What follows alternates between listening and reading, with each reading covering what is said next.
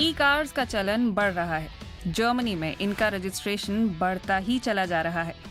2020 में 2 लाख इलेक्ट्रिक गाड़ियां रजिस्टर हुई। इतनी बड़ी संख्या अब से पहले कभी भी नहीं देखी गई थी। आंकड़े बता रहे हैं कि साल 2030 तक 75% नई गाड़ियां ई कार्स होंगी।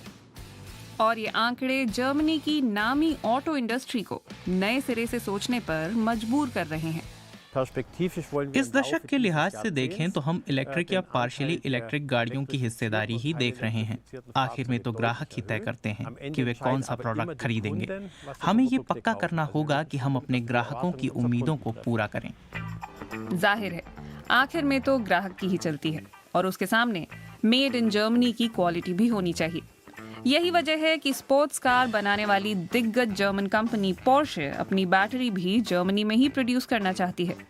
इसके लिए जर्मनी की battery maker company Custom Cells के साथ करार किया गया है। हम सिर्फ अत्याधुनिक बैटरी टेक्नोलॉजी ही नहीं बल्कि ऐसी प्रोडक्शन टेक्नोलॉजी तैयार करना चाहते हैं जो बैटरी प्रोडक्शन में बर्बादी को कम करे। हम जर्मनी में बैटरी सेल के उत्पादन को कुशल और किफायती बनाना चाहते हैं। फिलहाल एशिया की कंपनियों ने बाजार संभाला हुआ है, लेकिन भविष्य में इसे बदलने का इरादा है। जर्मनी की सभी बड़ी ऑटोमोबाइल कंपनियों ने तय किया है कि वो भविष्य में अपने ही देश में खुद बैटरी सेल्स बनाएंगी। इस प्रक्रिया को तेज करने के लिए जर्मन सरकार ने 3 अरब यूरो की वित्तीय मदद दी है।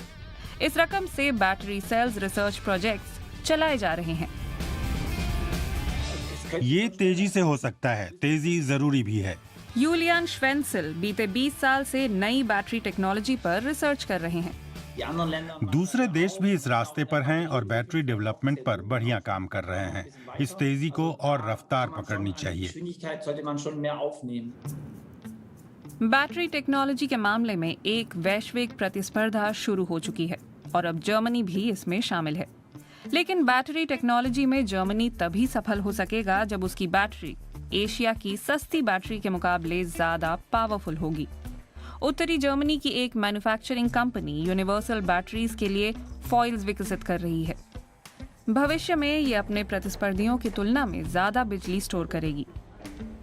बात साफ है, बैटरी जितनी असरदार होगी, इलेक्ट्रिक गाड़ी उतनी ही ज्यादा लंबी दूरी तय कर सकेगी। Dafür ist viel Innovation nötig. इसके लिए बहुत से इनोवेशंस की जरूरत है और ये भी जरूरी है कि ये इनोवेशंस यूरोप से निकलें, क्योंकि अभी आमतौर पर इलेक्ट्रोमोबिलिटी में इस्तेमाल होने वाले बैटरी सेल्स एशिया से आते हैं, कोरिया, चीन और जापान से। ये कहना भी जरूरी है कि जो कुछ एशिया में हो रहा है, हम सिर्फ उसकी नकल नहीं कर सकते। हमें आगे निकलना होगा केमिकल, तकनीक और प्रोडक्शन टेक्निक के मामले में। als auch in den Prozesstechniken, die dahinter stecken. दूसरे कार निर्माताओं की तरह ही स्पोर्ट्स कार बनाने वाली कंपनी पोर्शे भी एक अभूतपूर्व बदलाव से गुजर रही है।